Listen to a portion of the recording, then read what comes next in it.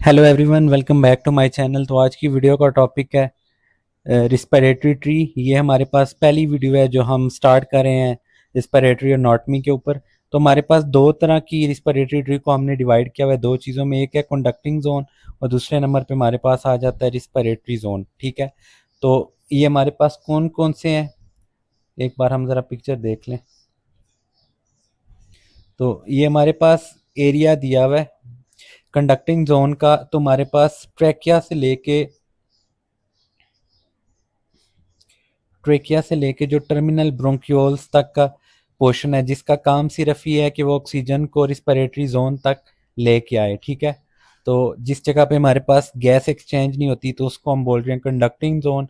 और वो वाला एरिया जिसके अंदर हमारे पास क्या होती है, एक्सचेंज होती है ऑक्सीजन और कार्बन डाइऑक्साइड की, तो उसको हम बोल रहे हैं रिस्पिरेटरी जोन। ये स्टार्ट कहाँ से होता है हमारे पास, तो रिस्पिरेटरी ब्रोंक्यूल से लेके आगे तक जाता है। ठीक है, इसके अलावा अगर एनाटॉमिकल आपके हिस्टोलॉजिकल के हिस्टोलॉजी के ऊपर अगर आप देखना चाहते हैं तो हमारे पास जो कौन कौन से सेल्स आपको देखने में मिलेंगे, तो कार्टिलेज जो है हमारे पास सिर्फ आपको ब्रोंकाई तक देखने को मिलेगा। इसके नीचे आप चलते जाएंगे तो वो आपको देखने में नहीं मिलेगा। इसी तरह जो स्मूथ मसल्स हैं वो यूजली हमारे पास जो है वो ब्रोंक्यूल्स तक आके यहाँ पे ख़त्म हो जाते हैं। ठीक है, फिर आहिस्ता आहिस्ता आप देखेंगे तो कम होते जा रहे हैं, नीचे की तरफ जाएंगे। इसी तरह सिलिएटेड सेल्स हैं हमारे पास, आपको दो जगह पे देखने में मिलेंगे। यहाँ से नीचे आपको सिलिएटेड सेल्स देखने को नहीं मिलेंगे। इसके अलावा क्लब सेल्स की बात करें तो क्लब सेल्स हमारे पास जो है पहले पार्ट में नहीं आपको देखने में मिलेंगे, इसमें आपको देखने में मिलेंगे, यहाँ पे देखने में मिलेंगे और यहाँ पे देखने को मिलेंगे। ठीक है, तो ये डिफ्रेंशिएशन जो है हमारे पास, आपको उसका भी पता होना चाहिए कि कौन सी चीज़ किस जगह पे प्रेजेंट है। तो अब हम ज़रा देख लेते हैं। तो पहली चीज़ है कंडक्टिंग जोन। इसमें हमारे पास क्या गैस एक्सचेंज नहीं होगी, सिर्फ क्या होगी, एयर इन होगी और रिस्पिरेटरी जोन तक लेके जाएगी। ठीक है, तो उस एरिया को जहाँ पे गैस एक्सचेंज वगैरह नहीं होगी हमारे पास, उसे हम बोल रहे हैं कंडक्टिंग जोन। इसका काम क्या है, सिर्फ कंडक्ट करना। ठीक है, अब ये क्या हमारे पास कंसिस्ट होता है, nose, pharynx, larynx, trachea and bronchi. और अगर आप कंडक्टिंग जोन की बात करते हैं और अगर पैथोलॉजी आप देखते हैं तो एक चीज़ होती है जिसे हम बोलते हैं रिस्पिरेटरी ट्रैक इन्फेक्शन में अपर रिस्पिरेटरी ट्रैक इन्फेक्शन। ठीक है, और एक होता है लोअर रिस्पिरेटरी ट्रैक इन्फेक्शन। तो कंडक्टिंग जोन जो है हमारे पास वो अपर रिस्पिरेटरी ट्रैक इन्फेक्शन को बनाता है और रिस्पिरेटरी जोन जो है हमारे पास लोअर रिस्पिरेटरी ट्रैक इन्फेक्शन का जो हमारे पास अगर कहते हैं तो इन जगहों का होता है। ठीक है, तो ये क्लिनिकल कोरिलेट भी इंपॉर्टेंट है आपके लिए। इसके अलावा airway resistance highest in large to medium size bronchiole. अब ये इंपॉर्टेंट चीज़ है, इसके ऊपर एमसीक्यूज आता है। तो फार्मूला था हमारे पास, रेजिस्टेंस इज इक्वल टू 8 8 के बाद था eta L divided by pi R4। तो अब इसमें से आप देखेंगे कि रेजिस्टेंस इन्वर्सली प्रोपोर्शनल है किसके, रेडियस के, कितने, पावर ऑफ 4 के साथ है। ठीक है, अगर फ़र्ज़ किया आप रेजिस्टेंस को बढ़ा देते हैं, अगर फ़र्ज़ किया हमें रेजिस्टेंस किन चीज़ों से बढ़ेगी, सबसे पहली चीज़ ये आप देख लें कि अगर तो रेडियस डिक्रीज होगा तो हमारे पास रेजिस्टेंस क्या होगी, इंक्रीज होगी। अब इस हिसाब से अगर देखा जाए तो हमारे पास रेजिस्टेंस सबसे ज़्यादा किस में होनी चाहिए, तो स्मॉल जो हमारे पास एयरवेज हैं उनके अंदर होनी चाहिए। लेकिन यहाँ पे क्या दिया हुआ है कि हमारे पास रेजिस्टेंस हाईएस्ट किस में है, medium to small size bronchi, large to medium है। हमारे पास तीन तरह के आपको देखने में मिलेंगे, एक है लार्ज आप डिवीजन है, एक मीडियम है और एक है स्मॉल। अब होने को देखने को तो हमारे पास रीजन सबसे ज़्यादा स्मॉल में होनी चाहिए। ठीक है, लेकिन उनमें क्यों नहीं होती, क्योंकि हमारे पास जो फ़र्ज़ किया जो एयरवेज हैं उनकी जो किस तरह एक दूसरे से हमारे पास पैरेलल कंडीशन में ये हमारे पास एक दूसरे के होते हैं और उसकी वजह से हमारे पास रेजिस्टेंस जो है इनमें क्या हो जाती है, डिक्रीज हो जाती है। तो इसका आंसर हमारे पास क्या है, एनाटॉमी। ठीक है, अब जब स्मॉल एयरवेज निकल गए तो उसके अलावा हमारे पास मीडियम और लार्ज बच जाते हैं। तो स्मॉल को निकालने के बाद हमारे पास मीडियम साइज़ के आते हैं। तो सबसे ज़्यादा हमारे पास इस हिसाब में देखा जाए तो किस में होगी, तो मीडियम साइज़ में होगी, और उससे कम किस में होगी, तो लार्ज साइज़ में। ठीक है, तो ये एमसीक्यूज़ जो है एफसीपीएस के पेपर में मैंने एक बार देखा था। अब कंडक्टिंग जोन का एक तो काम है कि वो एयर को हमारे पास रिस्पिरेटरी जोन तक लेके आते हैं। उसके अलावा हमारे पास काम क्या है कि वो एयर को क्या करते हैं, वार्म रखते हैं। अब वार्म कितनी रखेंगे, एक तो नॉर्मली हमारी बॉडी का जो टेम्परेचर होता है वो 37 डिग्री हम कहते हैं। अगर फर्ज किया कोई बंदा कोल्ड क्लाइमेट में है, ठीक है, तो जो वो एयर इनहेल कर रहा है, या कोई अगर कोई गर्म इलाके में है तो वो एयर इनहेल कर रहा है, तो उसका जो हमारे पास टेम्परेचर होगा वो 37 ही होगा। ये नहीं है कि अगर वो कोल्ड इन्वायरमेंट में है तो वो उसमें कोई 36 होगा या 32 होगा, उसमें भी हमारे पास क्या होता है, 37 ही होता है।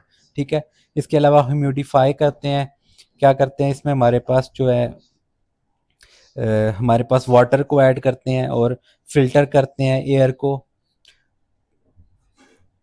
जो कि हमारे पास पार्टिसिपेट नहीं करती गैस एक्सचेंज में।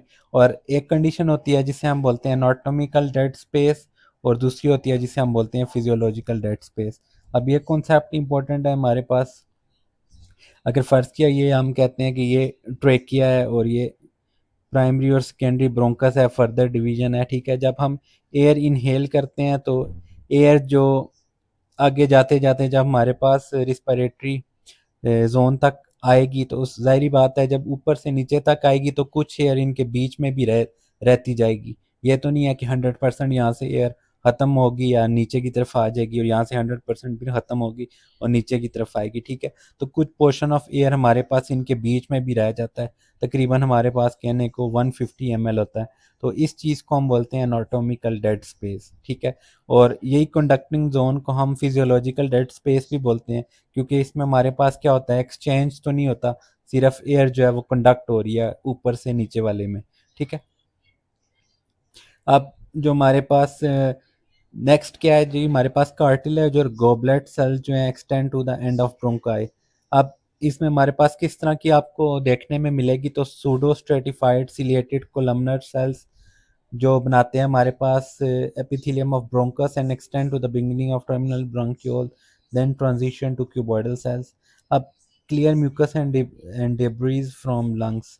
अब हमारे पास जो, अगर फ़र्ज़ किया कोई, आप फ़र्ज़ किया कोई इस तरह की फ़ॉरेन बॉडी इनहेल कर लेते हैं, और उसके बाद अगर आपने उसको रिमूव करना है, एक तो मैकेनिज़्म है कि आप कफ के थ्रू वो चीज़ निकालेंगे।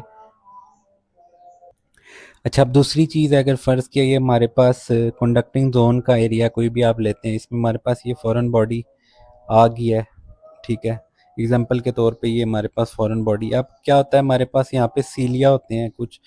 अब इन सीलिया का काम क्या होता है कि इस तरह की कॉन्ट्रैक्शन या इस तरह का फोर्स लगाते हैं कि ये हमारे पास जो इस फॉरेन बॉडी को आगे, मज़ीद आगे की तरफ लेके जाते जाते हैं, और वहाँ से एट द एंड क्या होता है, हमारे पास ये चीज़ हमारे पास रिमूव हो जाती है लंग्स में से। ठीक है, इसको हम बोलते हैं म्यूको सिलेरी एस्केलेटर। ठीक है, इसके अलावा क्या करते हैं, airway smooth muscle cells extend to end of terminal bronchioles. तो स्मूथ मसल सेल्स जो है हमारे पास वो कहाँ पे एंड एंड करते हैं जाके, तो वो है टर्मिनल ब्रोंक्यूल्स पे। ठीक है, इसके अलावा जो नेक्स्ट है हमारे पास रिस्पिरेटरी जोन है। रिस्पिरेटरी जोन हमारे पास जो है इसको हम लंग पेरेन्काइमा कहते हैं। ठीक है, पेरेन्काइमा का मतलब होता है फंक्शनल टिश्यू जो हमारे पास लंग्स का जो होता है उसे हम लंग पेरेन्काइमा कहेंगे। इसी तरह कोई भी जो फंक्शनल टिश्यू है वो पेरेन्काइमा ही होता है।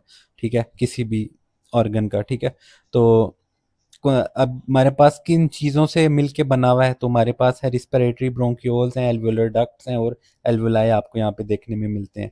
अब इसका काम क्या है कि हमारे पास गैस एक्सचेंज में मदद करता है। ठीक है, जो हमारे पास कंडक्टिंग जोन था उसमें हमारे पास गैस एक्सचेंज नहीं थी।